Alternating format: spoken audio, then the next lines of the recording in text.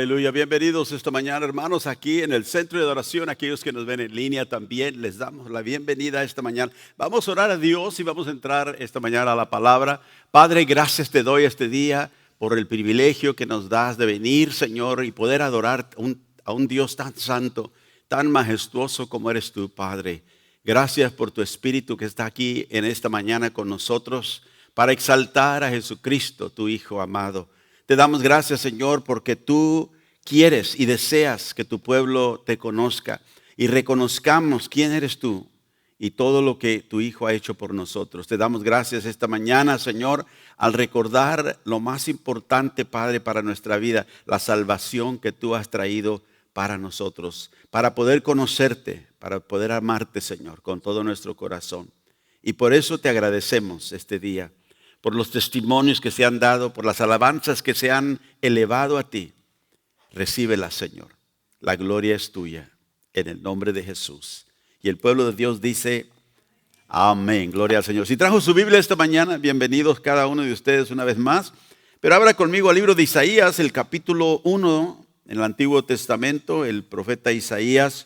Y también vamos a encontrar el capítulo 21 en el Nuevo Testamento de Mateo.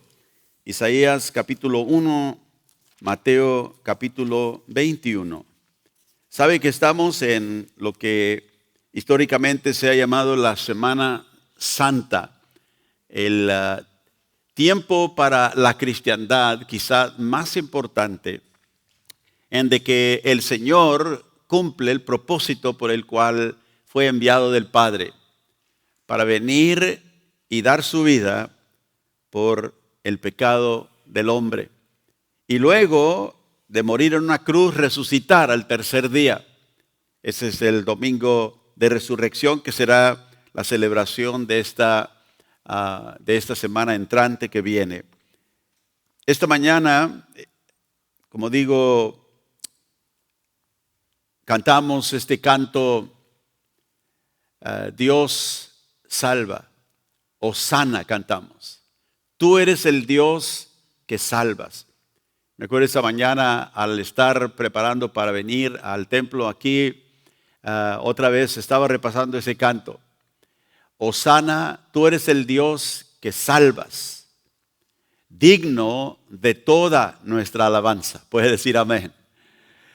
Y esta mañana estamos aquí, este domingo de Ramos que se llama, donde Jesús, dice la Biblia, entró montado sobre un asno a Jerusalén, como el rey profetizado, el rey de Israel profetizado de antemano que vendría.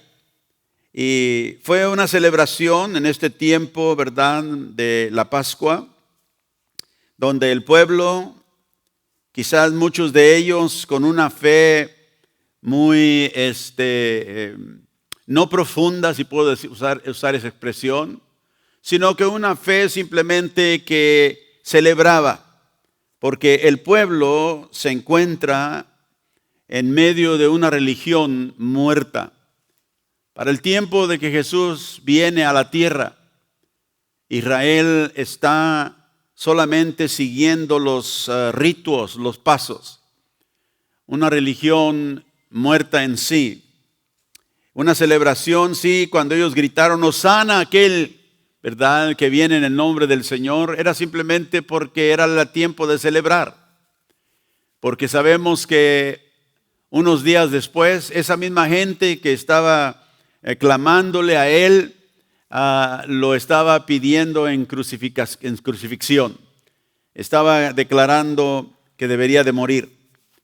En Isaías capítulo 1, si ya encontró el capítulo 1 de Isaías, quiero leer unos versículos de este capítulo. Porque Isaías, el profeta de Dios, nos pinta un cuadro de Israel en el tiempo realmente cuando Jesús llegó a la tierra. Y quiero que lo vea y lo note muy específicamente. Este es uno de los capítulos, nos dicen algunos de los eruditos, que no se permite leer en las sinagogas judías. Fíjese usted, no se permite actualmente en público leer el capítulo 1 de Isaías. Y al leerlo usted se va a dar cuenta por qué. Visión de Isaías, hijo de Amós, lo cual vio cerca de Judá y Jerusalén en los días de Usías, Jotam, Acaz y Ezequías, reyes de Judá. Oíd, cielos, escuchad tú, tierra, porque habla Jehová, crié hijos y los engrandecí, y ellos se rebelaron contra mí. El buey conoce su dueño y el asno el pesebre de su señor. Israel no entiende, mi pueblo no tiene conocimiento. Oh gente pecadora, pueblo cargado de maldad, generación de malignos, hijos depravados. Dejaron a Jehová y provocaron ira al Santo de Israel, se volvieron atrás. ¿Por qué querréis ser castigados aún? ¿Todavía os rebelaréis? Toda cabeza está enferma, todo corazón doliente. Desde la planta del pie hasta la cabeza no hay en él cosa sana, sino herida, hinchazón y podrida llaga. No están curadas, ni vendadas, ni suavizadas con aceite. Vuestra tierra está destruida, vuestras ciudades puestos a fuego. Vuestra tierra delante de vosotros comida por extranjeros y asolada como asolamiento de extraños. Y queda la hija de Sión como enramada en viña y como cabaña en melonar, como ciudad asolada. Si Jehová de los ejércitos no nos hubiese dejado un resto pequeño, como Sodoma y fuéramos y semejante a Gomorra. Príncipes de Sodoma, oíd la palabra de Jehová. Escuchad la ley de nuestro Dios, pueblo de Gomorra, para que me sirva, dice Jehová, la multitud. ¿Para qué me sirve, dice Jehová, la multitud de vuestros sacrificios? Hastiado estoy de holocaustos de carneros y de cebo de animales gordos. No quiero sangre de bueyes, ni de ovejas, ni de machos cabríos. ¿Quién demanda esto de vuestras manos cuando venís a presentaros delante de mí para hollar mis atrios? No me traigas más vana ofrenda, el incienso me es abominación. Luna nueva y día de reposo, el convocar asambleas, no lo puedo sufrir. Son iniquidad vuestras fiestas solemnes. Vuestras lunas nuevas y vuestras fiestas solemnes las tiene aborrecidas mi alma. Me son gravosas, cansado estoy de soportarlas. Cuando extendáis vuestras manos, yo esconderé de vosotros mis ojos. Asimismo, cuando multipliquéis la oración, yo no oiré. Llenas están de sangre vuestras manos. Lavaos y limpiaos. Quitad la iniquidad de vuestras obras de delante de mis ojos. Dejad de hacer lo malo. Aprended a hacer el bien. Buscad el juicio, restituid al agraviado. Haced justicia al huérfano. Amparad a la viuda. Venid luego, dice Jehová, y estaremos a cuenta. Si vuestros pecados fueren como la grana, como la nieve serán emblanquecidos. Si fueren rojos como el carmesí, vendrán a ser como blanca lana. Si quisieres y oyeres, comerás el bien de la tierra. Y si no quisieres y fueres rebeldes, seréis consumidos a espada, porque la boca de Jehová lo ha dicho. ¿Cómo te has convertido en ramera, oh ciudad fiel? Llena estuvo de justicia, en ella habitó la equidad, pero ahora los homicidas. Tu plata se ha convertido en escorias, tu vino está mezclado con agua. Tus príncipes, prevaricadores y compañeros de ladrones, todos aman el soborno y van tras las recompensas. No hacen justicia al huérfano, ni llega a ellos la causa de la viuda. Por tanto, dice el Señor, Jehová de los ejércitos, el fuerte de Israel, tomaré satisfacción de mis enemigos, me vengaré de mis adversarios y volveré mi mano contra ti. Limpiaré hasta lo más puro de tus escorias y quitaré toda tu impureza.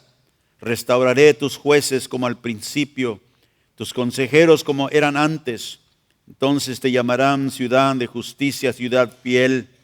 Sión será rescatada con juicio, y los convertidos de ella con justicia, pero los rebeldes y pecadores aún serán quebrantados, y los que dejan a Jehová serán consumidos. En el versículo 5 al 7, el Señor, como digo, pinta este cuadro por medio de las palabras del profeta Isaías de Israel. Dice en el verso 5 que por su rebelión su cabeza está enferma, toda la cabeza, todo el corazón doliente, desde la planta, verso 6, del pie hasta la cabeza. Note, no hay en él cosa sana, sino herida, hinchazón, pudrida llaga, sin estar curada, ni vendada, ni suavizada con aceite. O sea, pinta una condición de un pueblo, de una ciudad apartada de Dios, consumida simplemente por los ritos externos. Cuando Jesús llegó a la tierra y empezó a enseñar la palabra de Dios y su ministerio fue adelante, las personas a las cuales él más reprendió fueran a los líderes religiosos del pueblo de Israel, aquellos que tenían la responsabilidad de enseñar al pueblo el camino de Dios. Se habían convertido solamente en unos charlatanes que llevaban solamente adelante algo para dar impresión de que eran una gente santa. Pero Dios veía al pueblo como un cuerpo que está completamente enfermo, ¿verdad? Sin ninguna sanidad, desde la cabeza hasta la planta de los pies, dice, herida, hinchazón y llaga podrida, todo una condición pésima. Ahora, en Mateo capítulo 21, si vamos ahí al Nuevo Testamento, el hermano Gama en la adoración, al empezar, leyó parte de este versículo y de esta historia en Mateo 21. Cuando se acercaron a Jerusalén, dice la Biblia, llegaron a Betfagé, el monte de los olivos. Jesús le envió 2 discípulos diciendo, id a la aldea que está frente de vosotros, y luego hallaréis una asna atada, un pollino con ella. Desatadla y traédmelos. Y si alguien os dijere algo, decid, el Señor lo necesita, y luego los enviará.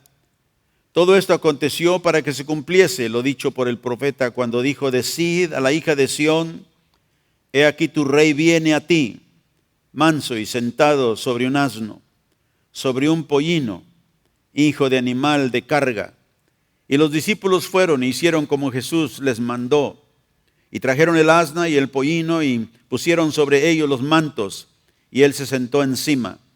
Y la multitud, que era numerosa, tendía sus mantos en el camino, y otros cortaban ramas de los árboles y las tendían en el camino. Y la gente que iba delante y la que iba detrás aclamaba diciendo, Hosana al Hijo de David, bendito el que viene en el nombre del Señor, Hosana en las alturas. Y cuando entró él en Jerusalén, toda la ciudad se conmovió diciendo, ¿quién es este? Y la gente decía, este es Jesús, el profeta de Nazaret, de Galilea. Y luego en Juan capítulo 12,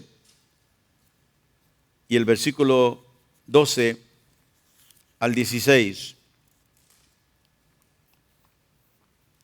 Juan recuenta también la historia de la entrada de Jesús sobre asno a Jerusalén. Y dice en el verso 12, el siguiente día, grandes multitudes que habían venido a la fiesta, al oír que Jesús venía a Jerusalén, tomaron ramas de palmera y salieron a recibirle y aclamaban, Hosana, bendito el que viene en el nombre del Señor, el Rey de Israel. Y halló Jesús un asnillo y montó sobre él, como está escrito, no temas, hija de Sión, he aquí tu rey viene, montado sobre un pollino de asna. Estas cosas no las entendieron sus discípulos al principio, pero cuando Jesús fue glorificado, entonces se acordaron de que estas cosas estaban escritas acerca de él. Aleluya. Hosana, bendito el que viene en el nombre del Señor, el Rey de Israel. Es interesante esta palabra, Hosana, la cantamos esta mañana. A veces cantamos palabras que vienen de la Biblia, pero no nos damos cuenta de lo que estamos realmente diciendo. La palabra Hosana realmente viene de una palabra en el Antiguo Testamento, en el Salmo 118, el verso 25 de Salmo 118. Dice: oh Jehová, sálvanos ahora, te ruego. Te ruego, Jehová, que nos hagas prosperar ahora. Es una oración o una aclamación a Dios pidiendo ayuda, pidiendo salvación. La palabra aquí hebrea que se usa es la palabra yosana. Yosana, la palabra yosa quiere decir salva. Y la palabra na en el hebreo quiere decir petición o un ruego a Dios. Y por eso aquí este versículo se traduce: oh Jehová, sálvanos ahora. Esa es yosha. Y te ruego, na. Esta palabra yosha na es lo que los asistentes o que estaban, ¿verdad?, veniendo a la fiesta en el tiempo de Jesús, gritaron: oh sana. Pero esta palabra aquí en el Antiguo Testamento tiene, ¿verdad?, el sentido de alguien que reconoce que la salvación viene no de ellos, sino de alguien más. Y aquí para el pueblo judío es Dios quien ellos aclaman. El concepto de salvación, nosotros hablamos de ello como cristianos, pero nunca se ha usted preguntado de dónde viene ese concepto de que necesitamos salvación. ¿Por qué entretenemos nosotros este pensamiento de salvación? Y quiero que vayamos al libro de Romanos, capítulo 5. Romanos, capítulo 5. Porque ya hemos hablado en otros tiempos acerca de la cosmovisión cristiana. Acuérdense que le dije la cosmovisión. Es una palabra que nos habla de cómo vemos el mundo. Cosmos es el mundo entero. Visión es aquello que podemos observar o ver. Y cuando hablamos de la cosmovisión cristiana, estamos hablando de cómo nosotros vemos el mundo como cristianos. Porque hay gente que tiene otra cosmovisión, quizá la cosmovisión pagana, o atea, o cosmovisión, ¿verdad?, de muchas diferentes maneras que la gente ve el mundo. Pero cuando uno es seguidor de Cristo, nosotros tenemos la responsabilidad de ver el mundo como Dios lo crió y como Dios lo ordenó. Y como cristianos nosotros nos hacemos esa pregunta: ¿por qué creemos en Cristo? ¿Por qué creemos en la salvación? La cosmovisión cristiana, el fundamento de la cosmovisión cristiana, la encontramos en la Escritura. Aquí en Romanos capítulo 5, mire, quiero leer algunos versículos para que lo veamos. Dice en versículo 1: justificados pues por la fe, dice el apóstol Pablo, tenemos paz para con Dios por medio de nuestro Señor Jesucristo. Aquí Pablo nos está diciendo que algo tiene que suceder antes de que nosotros podamos tener paz con Dios. O sea, ahí asume de que hay una separación entre el hombre y Dios. Pero dice algo tiene que suceder antes que alguien pueda estar en paz con Dios. ¿Y qué es eso? La justificación. Necesita el hombre ser justificado para poder tener paz con Dios. Por eso hay mucha gente en el mundo que no tiene paz con Dios, porque no ha encontrado ese paso de la justificación. Y quizá nos preguntemos: ¿y por qué necesitamos justificación? Bueno, en el versículo 6, Pablo sigue diciendo: porque Cristo, dice, cuando aún éramos débiles, a su tiempo murió por los impíos. La cosmovisión cristiana nos dice que el hombre es una persona que ha caído, la creación ha caído cuando desobedeció a Dios en el jardín del Edén, cuando estábamos, dice Pablo aquí en el versículo 6, cuando éramos débiles. El hombre se encuentra en una debilidad, no física aquí, pero espiritual. Y dice que cuando éramos débiles, cuando no teníamos la habilidad nosotros, porque era una debilidad espiritual, Cristo hizo algo por nosotros. Murió, dice, por los impíos. Pero ¿por qué Cristo tuvo que morir? ¿Y por qué? ¿Y qué es lo que hizo al hombre impío? Como dice Pablo aquí en el versículo 6. Todas estas preguntas, ¿verdad? Nos hablan o se refieren a la cosmovisión cristiana. En el versículo 10, Pablo sigue diciendo, porque si siendo enemigos fuimos reconciliados con Dios por la muerte de su Hijo, mucho más estando reconciliados, seremos salvos por su vida. Cuando éramos enemigos, dice Pablo aquí, ¿qué es lo que nos hizo enemigos? ¿Qué es lo que nos trajo a esa condición que necesitábamos reconciliación con Dios? Bueno, el verso 12 sigue diciendo y explicando esta verdad de la cosmovisión cristiana, como Dios ve el mundo y como nosotros debemos de verlo. Dice aquí, por tanto, cuando el pecado entró en el mundo, dice en el versículo 12, y por el pecado la muerte. Y así la muerte pasó a todos los hombres, por cuanto todos pecaron. El pecado entró al mundo. Ve, en la cosmovisión cristiana tenemos esta explicación. Porque cuando nosotros vemos el mundo, y si no somos cristianos, tenemos que tener alguna idea, tenemos que tener alguna creencia, alguna ideología de por qué el mundo está en la condición. Todos tenemos opiniones. Pero la cosmovisión cristiana, a través de la palabra de Dios, nos enseña por qué el mundo se encuentra en la condición que está. Todos, por ejemplo, tenemos que tener alguna opinión de por qué la gente muere. ¿Sabe usted que su cuerpo, cuando se enferma, inmediatamente trata de sanarse? Cuando usted se corta, inmediatamente la sangre empieza a coagular, empieza a cerrar esa herida, a sanarla. Y Dios creó el cuerpo de esa manera. ¿Pero por qué morimos? Obviamente, ¿verdad? Si el cuerpo se regenera, debería seguir regenerándose. Pero ¿por qué es que nosotros morimos? Bueno, la cosmovisión cristiana, ¿verdad? El cristianismo nos enseña de que lo que nos hizo enemigos de Dios fue el pecado en contra del Creador y ahora requiere que seamos reconciliados con Él. ¿Por qué? Porque el pecado entró al mundo. Esta es la explicación cristiana, de la cosmovisión cristiana, por qué el hombre muere. Y dice no solamente que morimos porque pecamos, sino que dice que con el pecado entró la muerte. Y la muerte pasó ¿a quién? A todos. O sea que la muerte no solamente es una realidad aquí en los Estados Unidos. Gente en México muere, gente en la China muere, gente en África muere, gente en los lugares más afluentes del mundo muere. La muerte es algo universal. Todos morimos.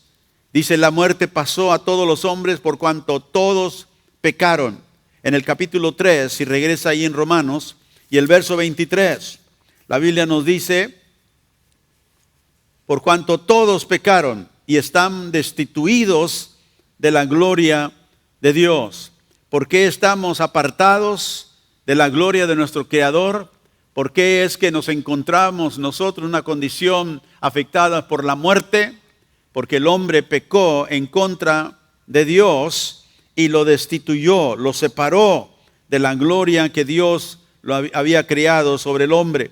Y luego en el capítulo 6 y verso 23, dice que la paga de este pecado que entró al mundo y pasó a todos los hombres es muerte.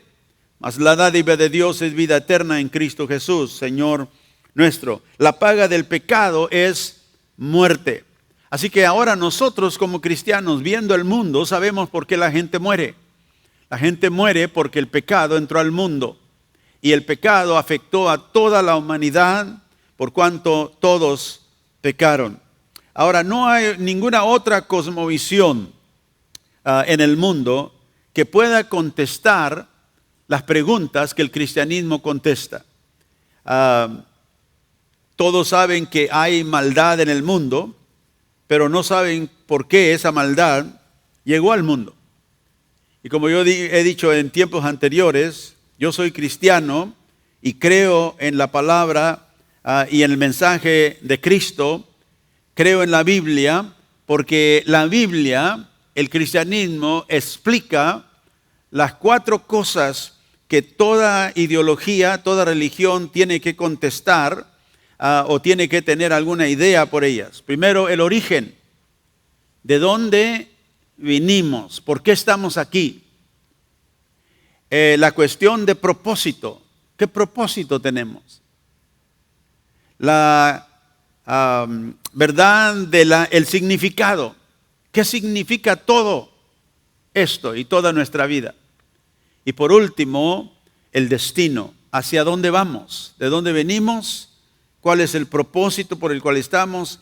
¿Qué significado tiene? ¿Y a dónde vamos? O sea, ¿a dónde termina todo el movimiento de la historia? El cristianismo explica todas esas 4 cosas. La Biblia nos da la respuesta de ello. Y por eso yo creo en Jesucristo. Jesús en su enseñanza reveló en Juan capítulo 4, verso 24, algo de Dios. Y nos dijo que Dios es espíritu. Le dijo a la mujer samaritana, allí, ¿verdad?, en la noria donde él había parado para tomar agua. Le dijo, Dios es espíritu. Y los que le adoran en espíritu y en verdad es necesario que le adoren. Nos dio una indicación del Dios a quien él venía a predicar. En Romanos capítulo 1, verso 20, vemos que Pablo nos dice aquí que las cosas invisibles, porque si Dios es espíritu, Él es invisible. Las cosas invisibles de Él, su eterno poder y su deidad o su divinidad, se hacen claramente visibles desde la creación del mundo, siendo entendidas por medio de las cosas hechas, de modo que no tienen excusa, Pablo dijo. Las cosas invisibles de Dios, como su poder, como su divinidad o su deidad. Note lo que dice, se hacen claramente visibles. ¿Por qué creemos nosotros como creyentes, como cristianos, en Dios como el Creador? ¿Nunca se ha usted hecho esa pregunta? ¿Por qué creemos que Dios es el Creador? ¿Por qué es que, como gente dice, no sabemos de dónde vino todo? ¿De dónde originó todo? La Biblia nos dice, Dios en un día habló y creó todas las cosas por el poder de su palabra. Simplemente por ordenar que fueran, todo vino a existir. Pero Pablo dice que lo invisible, los atributos, el poder de Dios, note, se entienden o se hacen claros por las cosas hechas. O sea que la creación da testimonio del Creador.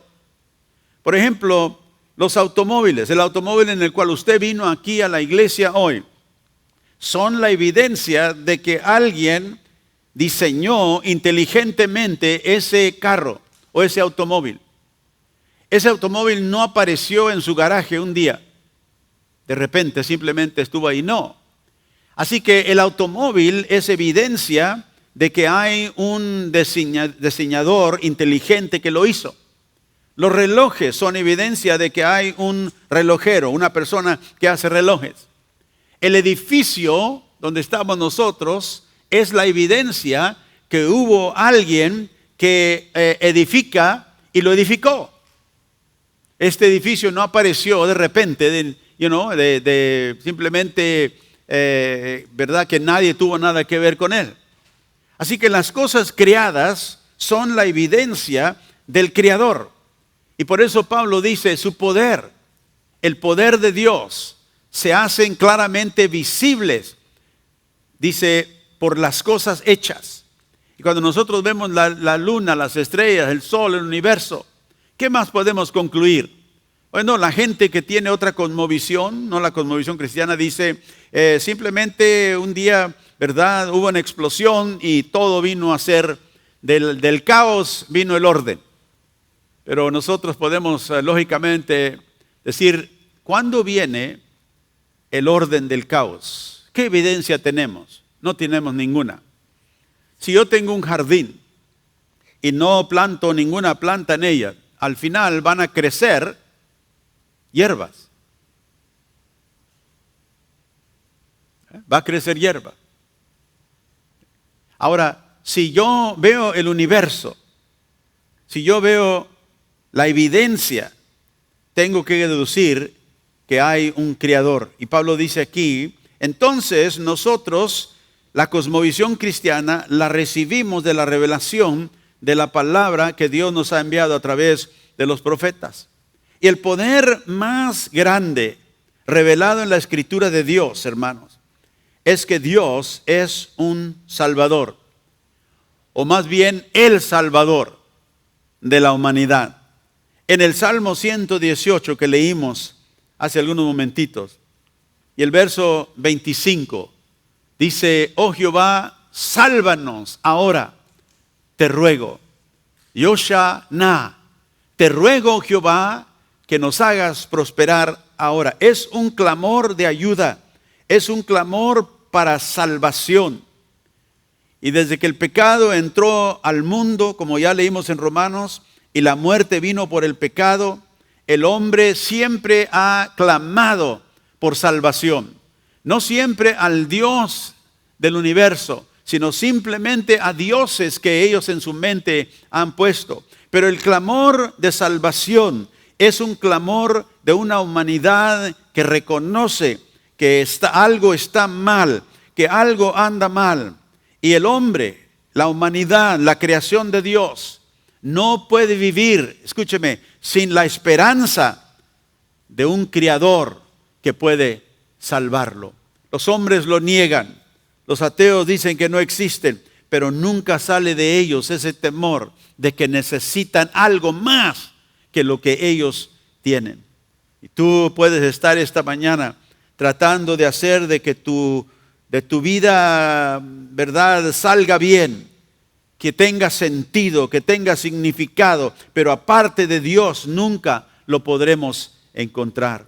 Y hasta que no llamemos a Él por ayuda, aquel único Salvador que puede traer liberación, nunca jamás encontraremos la paz que solamente el Salvador del mundo nos puede traer. Gloria a Dios. Dios repentinamente, ¿verdad?, trajo salvación al pueblo de Israel. Lo vemos en el Antiguo Testamento una y otra vez. Así que la salvación vino a ser como este patrón que el pueblo antiguo, ¿verdad?, recibió y usaba para pensar de Dios. Este patrón de salvación les daba a ellos una indicación de que la liberación que ellos necesitaban no era liberación humana y que la liberación humana no se puede comparar a la liberación del Dios que los había creado. En el Salmo 44, versículo 1 al 4, leemos esto: oh Dios, con nuestros oídos hemos oído, dice el salmista, nuestros padres nos han contado la obra que hiciste en sus días, en los tiempos antiguos. Tú con tu mano echaste las naciones y las plantaste a ellos. No te afligiste a los pueblos y los arrojaste, porque no se apoderaron de la tierra por su espada, ni su brazo los libró, sino tu diestra, tu brazo y la luz de tu rostro, porque te complaciste en ellos. Dice, tú, oh Dios, eres mi rey, manda salvación a Jacob. Y luego en Isaías 26, capítulo 26, versículo 1, dice la palabra de Dios aquí: en aquel día cantaré este cántico en la tierra de Judá, fuerte ciudad tenemos, salvación puso Dios por muros y ante muros. Y note que la ciudad fuerte, está aquí clamando el profeta a Dios, tenemos una fuerte ciudad, pero esa ciudad fuerte es porque Dios puso salvación por muros, dice, y ante muros. La salvación de Dios, su poder salvador, es lo que le dio la fuerza a esa ciudad. Y reconociendo ellos una vez más al Dios que salva como ningún otro, el pueblo de Dios declara ciudad fuerte, pero Dios es el que puso los muros y el antemuro. Yo me pregunto, ¿qué de tu vida? Cuando tú ves lo que Dios hace y ha hecho, le das a Él la gloria y reconoces que Él solamente por el poder de su mano pudo hacer lo que ha hecho. El Salmo 108, en el verso 12, Salmo 108, versículo 12 y 13. Aleluya. Danos socorro, dice el salmista, contra el adversario, porque vana es la ayuda del hombre. No te reconoce la vanidad de la ayuda de la fuerza humana. En Dios haremos proezas. Él hollará a nuestros enemigos. El Señor lo hará. Y Él es visto aquí como el Salvador de su pueblo, en contra de la debilidad humana, en contra de la fuerza, verdad, del hombre, que no puede compararse con la fuerza del Salvador. Ahora, esto no significa que Dios no puede usar a personas para traer liberación. En el libro de Jueces, capítulo 2 y verso 16, vemos, y Jehová levantó jueces que los librasen de mano de los que los despojaban.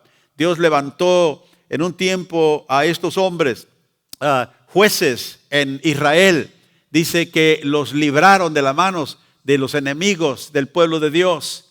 Esto es lo que usted lee el libro de los jueces, va a ver muchos de ellos por nombre, ¿verdad? Ellos, Dios los usó, Dios levantó para traer liberación, pero era Dios que los levantó, era Dios que los empoderaba. Y el capítulo 3 de Jueces, el verso 9 y 10, entonces clamaron los hijos de Israel a Jehová, y Jehová levantó un libertador a los hijos de Israel y los libró. Note, Dios levantó una persona, un liberador, pero Dios fue el que los libró. Esto es a Otoniel, hijo de Cenaz, hermano menor de Caleb. Dice ahí el versículo 10, y el Espíritu de Jehová vino sobre él, y juzgó a Israel, y salió a batalla, y Jehová entregó en su mano a Cusán Ristaim, rey de Siria, y prevaleció su mano contra Cusán Risataim. Y vemos aquí que Dios levantó un guerrero, un líder en Israel, que salió delante de ellos a batalla. Note, podríamos poner nuestra vista en el hombre, pero no fue el hombre. Dios usó al hombre, pero el Espíritu de Dios, el poder de Dios fue el que les dio la victoria. Y no importa a quién Dios levante para liberar, siempre reconozcamos que es Dios el Salvador. Dios es el que usa a los vasos a quien Él le place. En 2 de Samuel 23, verso 11 y verso 12. Después de esto fue Sama, hijo de Age, Ararita. Los filisteos se habían reunido en Leí, donde había un pequeño terreno lleno de lentejas. ¿Qué son lentejas? Son frijoles, ¿no? Había un terreno ahí lleno de frijoles. Y el pueblo había huido delante de los filisteos. Pero mire, y entonces se paró este guerrero que Dios levantó en medio de aquel terreno y lo defendió. Y mató a los filisteos. Ellos venían ¿para qué? Para robarles al pueblo de Dios la comida que ellos tenían. Y se paró este hombre que Dios levantó en medio de ese terreno. Y dijo, aquí nadie se lleva mis frijoles. Gloria a Dios. Aquí nadie se puede llevar mis frijoles. Y dice que Dios lo usó y lo levantó y él derrotó a los filisteos. Y note, y Jehová dio una gran victoria. No fue el hombre que Dios levantó, que dio la victoria. Él peleó la batalla, pero ¿quién dio la victoria? Jehová dio la victoria. Ve, nosotros, Dios puede levantar personas por su poder, usarlos para salvar, pero Él recibe la gloria. Damos gloria a Dios. La hermana Cristina dio testimonio, ¿verdad? De este año ella estaba pasando por tratamientos, por médicos, pero no fueron los médicos que la sanaron, fue Dios que la sanó. Dios usa médicos, Dios usa personas para traer liberación que tienen quizás habilidades que Dios les dio, pero es Dios que hace la obra y siempre debemos de reconocerlo. Cuando nosotros tenemos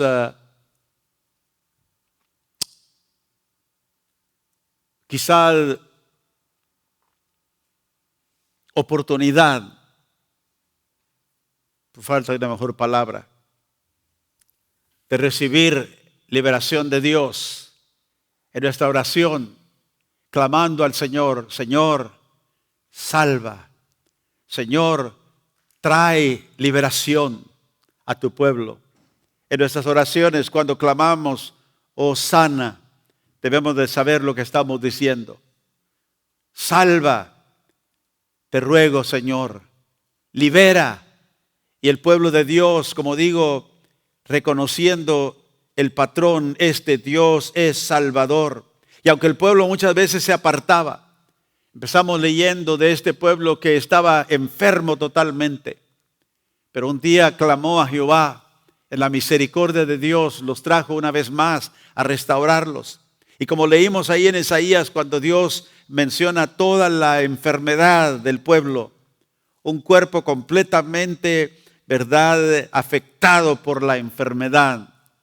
También leímos de la misericordia de Dios que Él iba a tener sobre ellos. Él los iba a restaurar.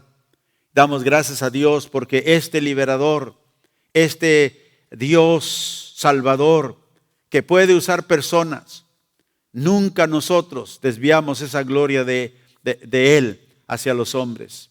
Y cuando Israel se olvidaba de las obras salvadoras de Dios, del poder salvador de Dios, siempre sobre ellos venía el desastre. Y tú y yo nunca debemos olvidar eso. Cuando nos olvidamos de que Dios es Salvador, cuando le quitamos la gloria que Él se merece, siempre pasaremos tiempos de desastre. En Jueces capítulo 10, versos 6 al 13, Jueces 10, 6, los hijos de Israel volvieron a hacer lo malo ante los ojos de Jehová y sirvieron a los Baales y a Astarot, dioses falsos, los dioses de Siria, dice, a los dioses de Sidón, los dioses de Moab, a los dioses de los hijos de Amón, a los dioses de los filisteos, y dejaron a Jehová y no le sirvieron. Y se encendió la ira de Jehová contra Israel y los entregó en mano de los filisteos y en manos de los hijos de Amón, los cuales oprimieron, note, y quebrantaron a los hijos de Israel en aquel tiempo 18 años. ¿Cómo te gustaría a ti vivir oprimido por 18 años? Pero el pueblo de Dios vive oprimido, vive enfermo, cuando rehusamos reconocer al Dios que es nuestro Salvador. Dice, y todos los hijos de Israel que estaban otro lado del Jordán, en la tierra del amorreo, que está en Galaad, y los hijos de Amón pasaron el Jordán para hacer también guerra contra Judá y contra Benjamín y la casa de Efraín, y fue afligido Israel en gran, manera. Entonces los hijos de Israel quisieron, cuando estaban afligidos todo ese tiempo, al final reconocieron. ¿Por qué? Porque a ellos se les había mostrado misericordia por el Dios de liberación, el Dios de salvación, una y otra vez. Y ellos rebeldes seguían otra vez abandonando el camino del Señor.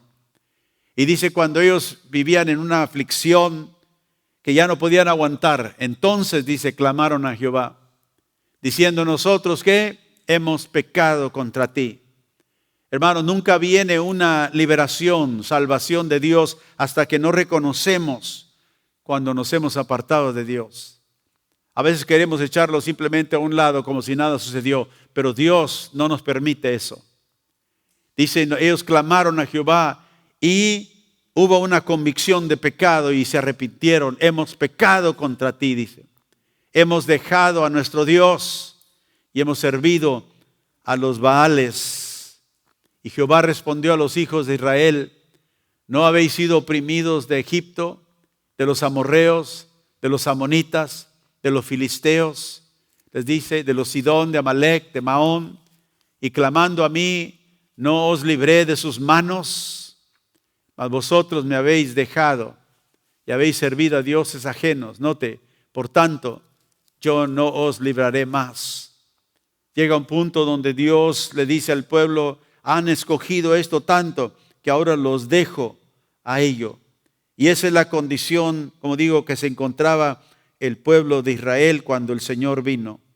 Cuando el Señor, el liberador, el salvador, vino al mundo. Y finalmente ellos tuvieron que poner a un lado todos sus ídolos.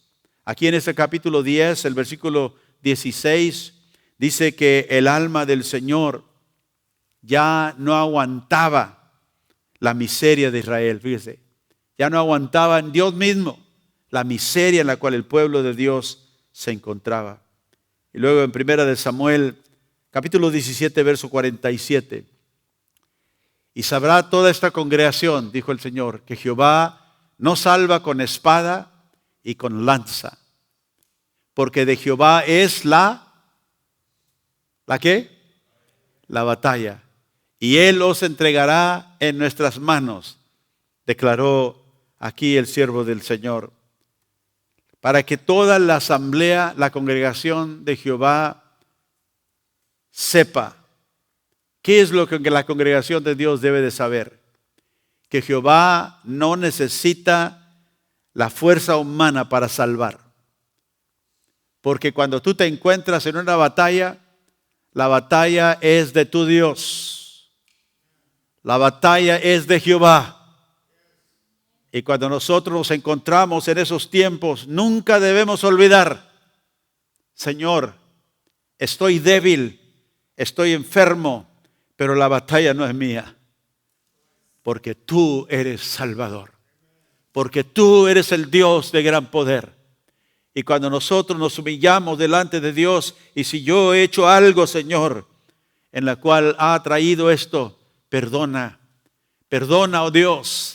Y así como el pueblo clamaba a Jehová como Salvador, la compasión de Dios venía sobre ellos. Y dice, Jehová es el que pelea nuestras batallas, y Él te entregará a los enemigos míos y de Dios a mis manos.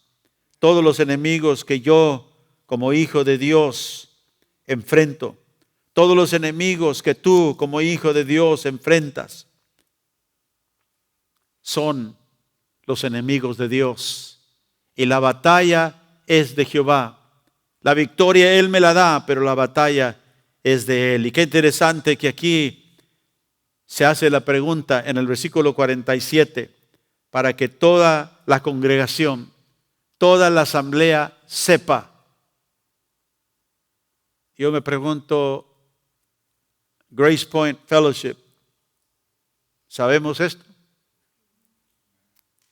Somos nosotros esa congregación que debemos de saber que Dios, el Dios a quien nosotros aclamamos, es Salvador. Cuando en aquel tiempo Jesús entraba a Jerusalén y la gente clamaba, Hosana, bendito el que viene en el nombre del Señor.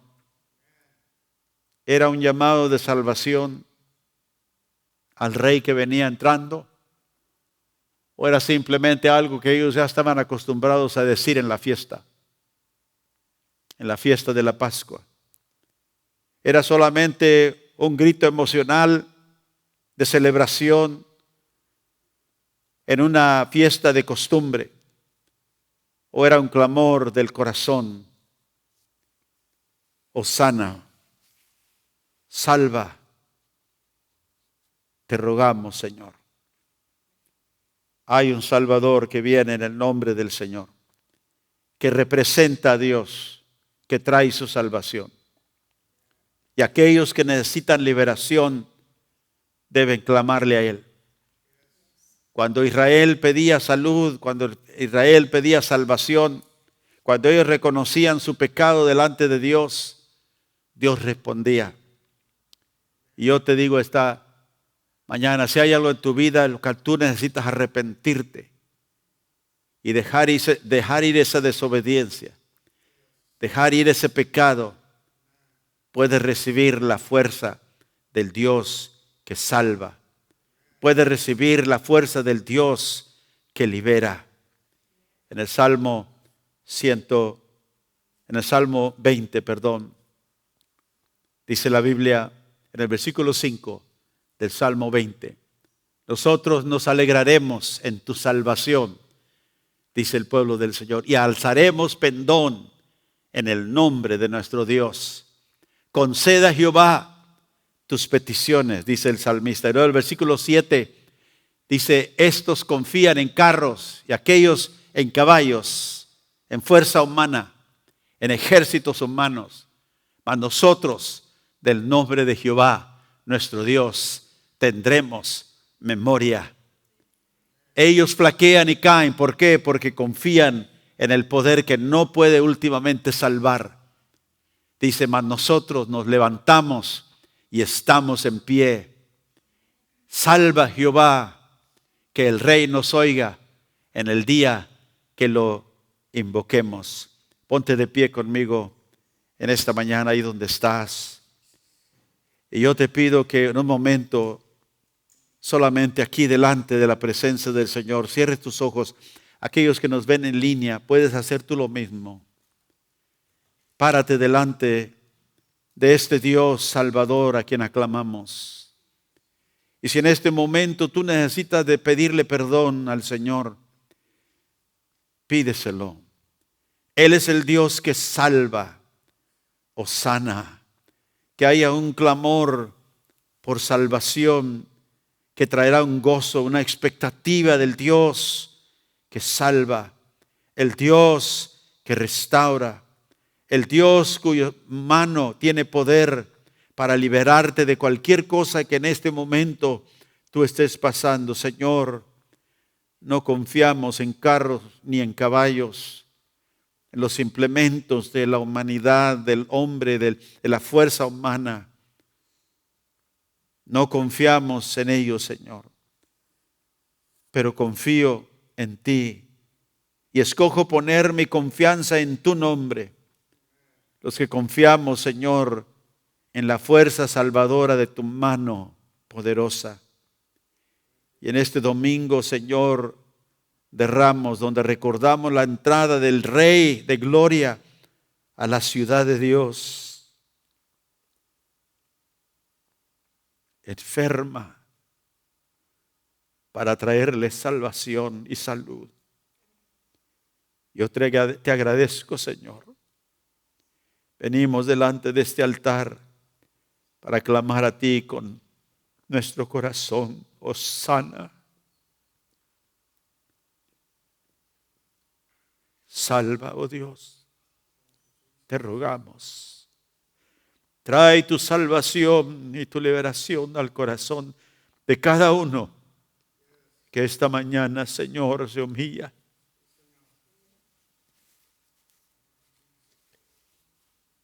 Y perdona, oh Dios.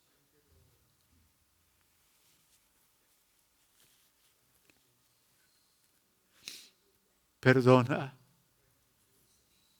la maldad de tu pueblo. Y sánalo. Sánanos, Señor. Y en cualquier cosa en la cual nos hayamos extraviado, perdona, oh Dios. Gracias por el poder de tu mano que nos ha liberado de la esclavitud, del pecado y la maldad. Para vivir, Señor, en agradecimiento y en el gozo. Tú nos has justificado por tu sangre. Te adoramos, Jesús. Te alabamos, Señor. Glorifícate en medio de tu pueblo. Gracias, Jesús. Gracias, Jesús.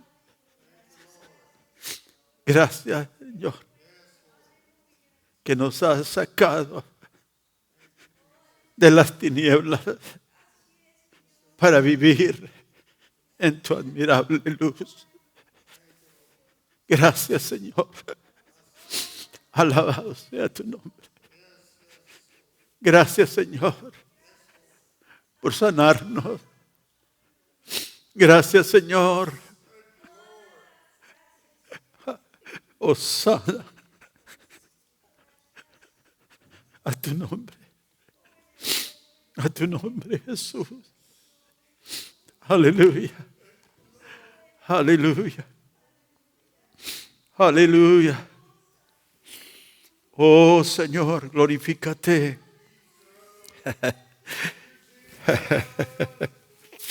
Glorifícate, Señor. Alabado seas para siempre. Tú eres nuestro Rey. Tú eres nuestro Salvador. Tú eres nuestro sanador. Gracias, Señor, por tocar cada alma, cada vida que escucha esta mañana.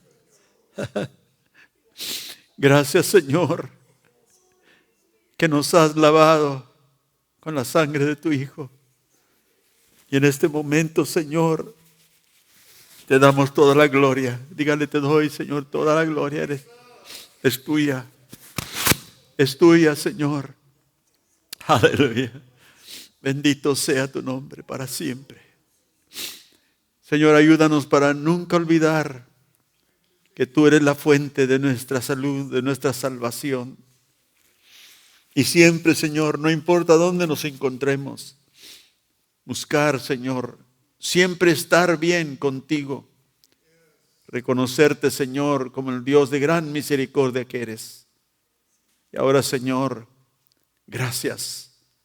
Gracias por tocar a este pueblo con tu presencia. Ahora llévanos, Señor, de este lugar para servirte, para clamarte y para presentarte a otros que te necesitan y necesitan saber de tu poder y tu misericordia para ellos. En el nombre de Jesús, en el nombre de Jesús. Aleluya, aleluya. Dele gloria al Señor, aleluya. Él es bueno, digno. Amén. Gracias te damos, Salvador. Gracias te damos, Salvador. Aleluya. Dios le bendiga, hermano, esta mañana. Despídase de sus hermanos alrededor. Dios les guarde. Si necesita oración, aquí estaré al frente para orar con usted. Dios les bendiga y les guarde, hermanos, en este momento. Gracias, Señor.